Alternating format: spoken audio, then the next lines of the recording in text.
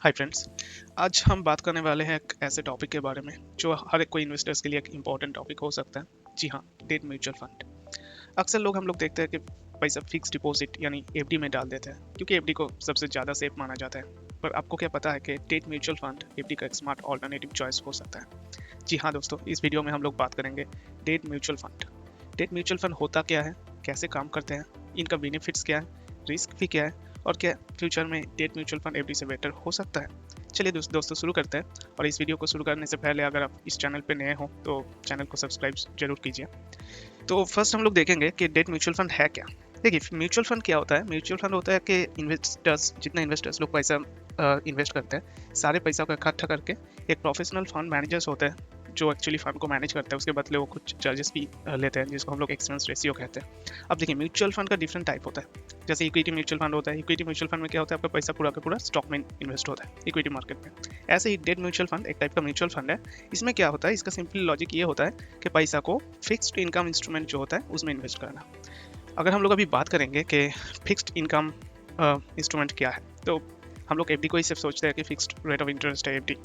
FD के अलावा भी बहुत सारे ऑप्शंस है जिसमें आपको फिक्स्ड रिटर्न मिल सकता है, जिसको फिक्स्ड इनकम इंस्ट्रूमेंट कहा जाता है। जैसे आपका government bonds, corporate bonds, treasury bills, commercial papers, ये सारे ऑप्शंस अवेलेबल है।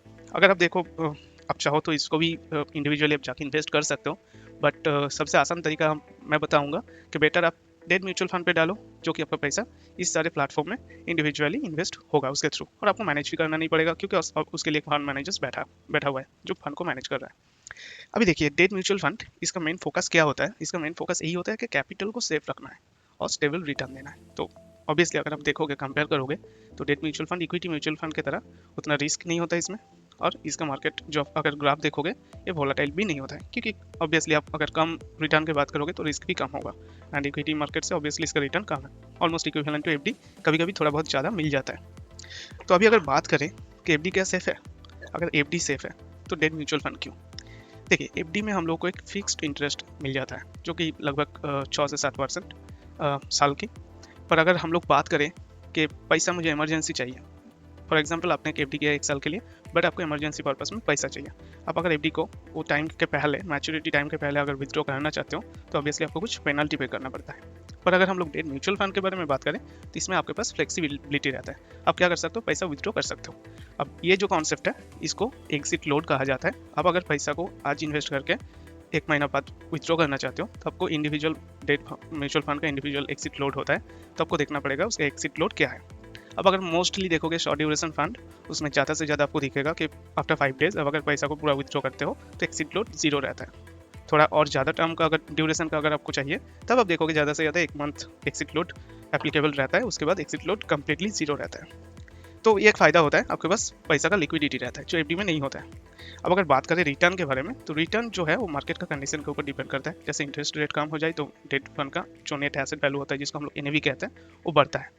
और आपको अगर एक्स्ट्रा रिटर्न मिलता है, इसके थ्रू आपको एक्स्ट्रा रिटर्न भी मिल जाता है। तो एफडी में ऐसा ऑप्शन नहीं होता है क्योंकि एफडी ऑब्वियसली आपका फिक्स्ड रेट ऑफ रिटर्न रहता है। चाहे जो भी हो जाए, आपको ड्यूरेशन के लिए आपको रेट ऑफ रिटर्न मिल जाएगा जो रेट ऑफ रिटर्न में आप इन्वेस्ट किए हो। अब अगर नेक्स्ट हम लोग बात करें टैक्स। देखिए, एफडी में अगर आप इन्वेस्ट किए हो तो एफडी का जो इंटरेस्ट होता है वो आपका जो नॉर्मल इनकम टैक्स स्लैब होता है उसके हिसाब से पूरा टैक्सेबल होता है। डेट म्यूचुअल फंड में क्या होता है, इसका एक एडवांटेज ये है कि आप अगर 3 साल से ज़्यादा इन्वेस्ट किए हो तो आपका जो टैक्सेशन बेनिफिट होता है वो आपको मिल जाता है। तो ऑब्वियसली अगर टैक्स के बारे में आप सोचोगे लॉन्ग टर्म के लिए, तो एफडी से डेट म्यूचुअल फंड बेटर है क्योंकि आपको टैक्सेशन बेनिफिट्स मिल जाता है। अब हम लोग बात करेंगे कि डेट म्यूचुअल फंड, इसका भी डिफरेंट टाइप होता है। डिपेंड करता है आपका इन्वेस्टमेंट हॉराइजन क्या है, आप कितना दिन के लिए इन्वेस्ट करना चाहते हो। तो आपको अगर शॉर्ट ड्यूरेशन के लिए इन्वेस्ट करना है, जैसे लिक्विड फंड कहा जाता है जिसको 1 से 3 महीना के लिए आपको शॉर्ट टर्म गोल है, आप इन्वेस्ट करना चाहते हो, उसको कहा जाता है liquid funds. Short duration funds भी कहा जाता है जिसमें आप 1 से 3 साल तक इन्वेस्ट कर सकते हो। एंड देन जो आता है लॉन्ग ड्यूरेशन फंड, जिसको ग्लिड फंड्स कहा जाता है, जिसमें आप 3 साल से ज़्यादा इन्वेस्ट करना चाहते हो। तो बेसिकली डिपेंड करता है आपका इन्वेस्टमेंट हॉराइजन के ऊपर। आपका चॉइस होता है बेस्ड ऑन आपका रिक्वायरमेंट, आपको पैसा कब चाहिए। सोचो आपके पास अभी कुछ लिक्विड अमाउंट पड़ा हुआ है जिसको आप एफडी में डालना नहीं चाहते हो, आप चाहते हो उसको नेक्स्ट 3 महीना के लिए कुछ लिक्विड फंड में डाल देता हूँ, तो लिक्विड फंड में आप डाल सकते हो। उसमें आपको इंटरेस्ट भी डेली दिखेगा, आपको मिल रहा है, प्लस आपके पास लिक्विडिटी भी रहेगा। आप चाहे तो 3 महीना क्या, विद इन 2 मंथ्स आप पैसा को विड्रॉ भी कर सकते हो।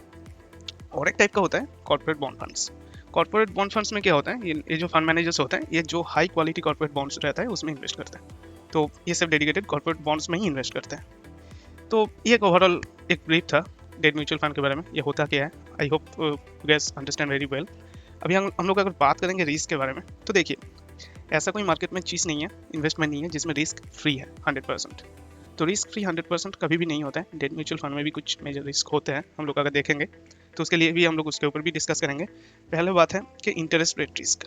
कल अगर मार्केट में इंटरेस्ट रेट बढ़ जाता है तो एग्जिस्टिंग जो बॉन्ड्स होता है उसका वैल्यू गिर जाता है, और क्रेडिट रिस्क भी रहता है। सोचो आपका जो पैसा जो जिस कंपनी में इन्वेस्ट किया हुआ होगा, मतलब जिस कंपनी में आपका पैसा इन्वेस्ट हुआ होगा, कल अगर वो कंपनी किसी भी तरह से डिफॉल्ट कर जाए तो उसके लिए भी आपका क्रेडिट रिस्क हो सकता है। तो इसके लिए हमेशा आपको थोड़ा बहुत एनालिसिस अपना खुद का करना चाहिए और देखना चाहिए कि कौन सा बेस्ट फंड हाउस है जिसमें आप इन्वेस्ट कर सकते हो।